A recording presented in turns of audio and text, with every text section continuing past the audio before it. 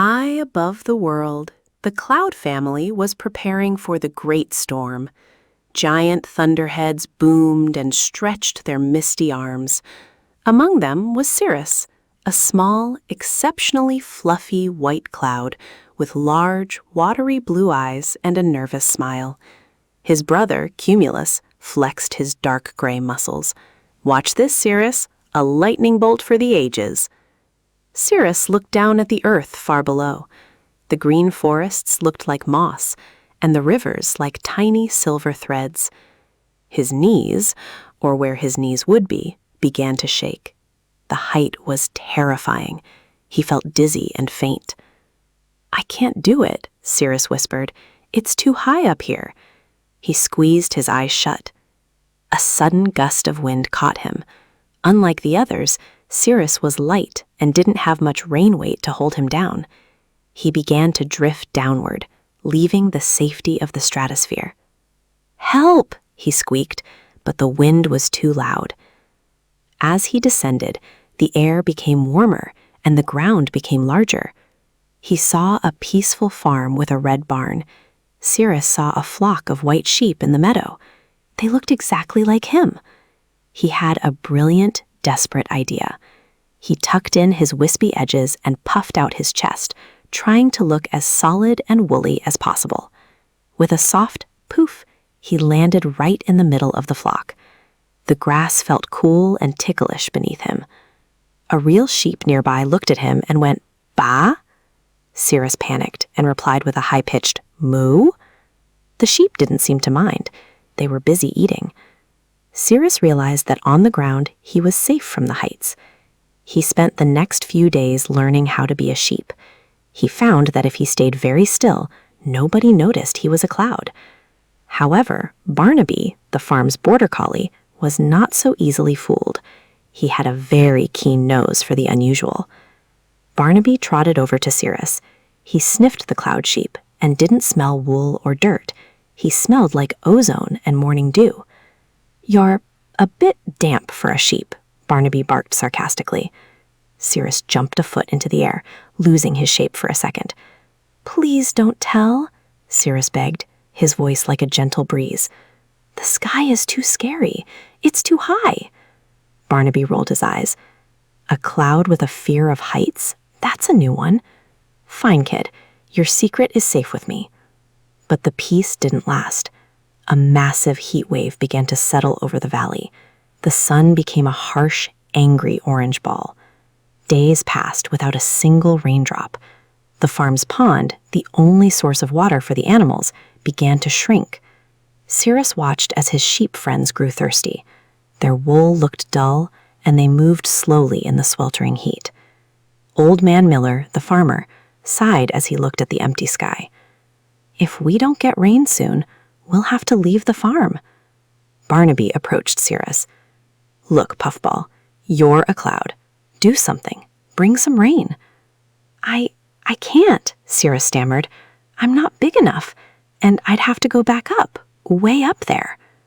"The pond is almost gone," Barnaby said, pointing his nose toward the mud pit. "The sheep are suffering." Cirrus looked at the thirsty sheep. He loved the grass, but he loved his friends more. He knew what he had to do. "I need to get to the stratosphere," Cirrus said, "but I'm too light to fly up there against the heat rising." Barnaby grinned. "I have a plan, but you're going to have to trust me, and it might involve some speed." Barnaby led Cirrus to the top of the farm's windmill. The blades were still in the hot, stagnant air. Cirrus looked down and felt the familiar vertigo. The ground seemed a million miles away. "Don't look down," Barnaby barked. "Look at me. Focus on the pond. Think of the water." Barnaby began to run on the platform, kicking the gears of the old windmill into motion. Creak, groan, whirl. The blades created a powerful updraft. "Now!" Barnaby shouted. "Jump into the wind!" Cirrus closed his eyes and leaped. The updraft caught him like a giant hand and hurled him skyward. He shot past the barn, past the trees, and higher than he had ever been. "Whoa!" he screamed.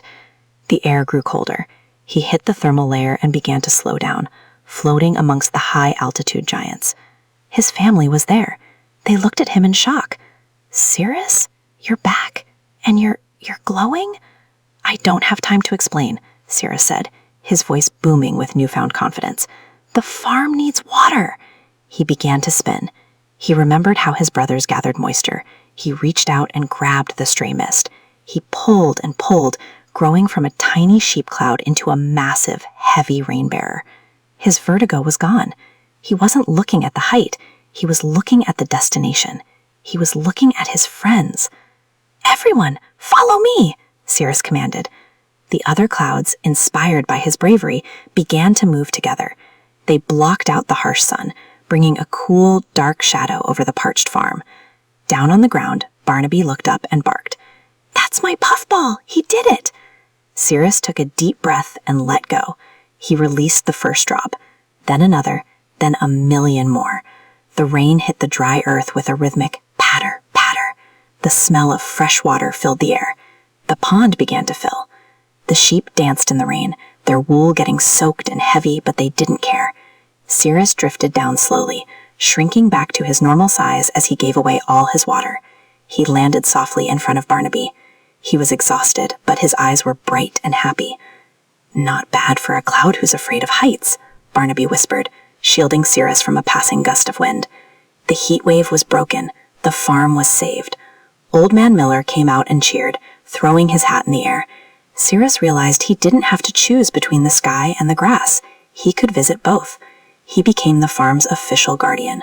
Whenever it got too hot, he'd head up to the stratosphere for a quick refill. His family often came to visit him now, drifting low enough to say hello to Barnaby and the sheep. Cirrus taught the other clouds that the ground wasn't scary. It was full of friends who needed them. Barnaby and Cirrus became the best of friends, spending their afternoons watching the grass grow.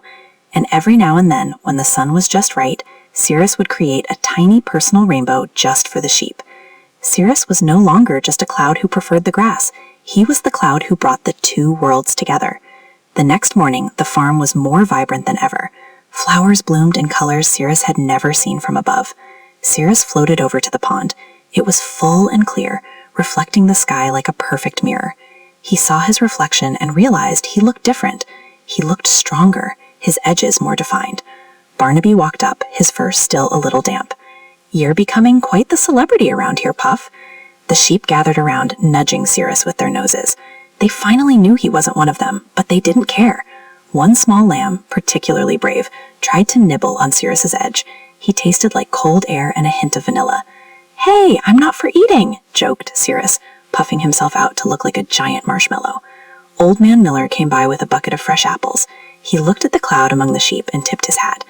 "I don't know where you came from, little fella," Miller said, "but you're welcome to stay as long as you like." Cirrus felt a warm glow inside. For the first time, he felt like he truly belonged somewhere. As the afternoon sun warmed the valley, Cirrus felt the urge to stretch. He floated a bit higher than usual. He saw a dry patch of forest where the rain hadn't reached. He knew his work wasn't quite done. "Barnaby, I'm going to go help those trees over there. I'll be back for dinner," Cirrus called out. He didn't need the windmill this time. He used the warm air rising from the valley to glide effortlessly. He reached the dry forest and concentrated. He turned a soft, helping shade of blue-gray. A gentle mist fell from him, coating the leaves in silver droplets. The trees seemed to sigh in relief. A squirrel poked its head out of a hollow and chattered a thank you to the little cloud. Cirrus felt like a superhero, a very soft, very wet superhero. But then he saw something else. High above, a dark, menacing storm was brewing. A real storm, not like his family. This was a hailbringer, a giant cloud that didn't care about farms. It wanted to drop ice and wind. Cirrus knew he had to protect his farm. He flew back as fast as the wind could carry him. "Barnaby, get everyone inside! A big storm is coming!" Cirrus shouted as he arrived. The sheep were confused, but Barnaby's barking was firm. They scurried into the safety of the barn. The hailbringer arrived, casting a terrifying shadow over everything. The wind began to howl. Cirrus flew up to meet the giant. He looked like a tiny white speck against the vast black wall. "You can't stay here," he yelled. "You'll hurt my friends." The hailbringer laughed, a sound like grinding stones. "What can a little puff like you do?" Cirrus didn't fight with ice. He fought with warmth. He remembered the heat of the grass he loved so much. He gathered all the warm air from the farm and funneled it upward, right into the Hailbringer's cold heart. The ice began to melt before it could fall. The Hailbringer's cold energy was neutralized by Cirrus's warmth. Confused and weakened, the giant storm drifted away toward the mountains, leaving the valley in peace. Cirrus drifted down, his glow fading. He was very small now, almost transparent. Barnaby ran out and caught him in his paws. "You did it, kid! You really did it!" The sheep came out of the barn and bleated a chorus of thanks. The farm was saved. Old Man Miller looked at the sky and then at his dog.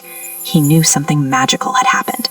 After a long nap in the warm hay of the barn, Cirrus woke up feeling fluffy and full again. He knew he had a special job now. He was the protector of the farm, both from the sky and on the ground. He still didn't like heights much, but he wasn't afraid anymore. He had a reason to fly. And so, the cloud who preferred the grass lived happily ever after, with one paw in the sky and one in the meadow.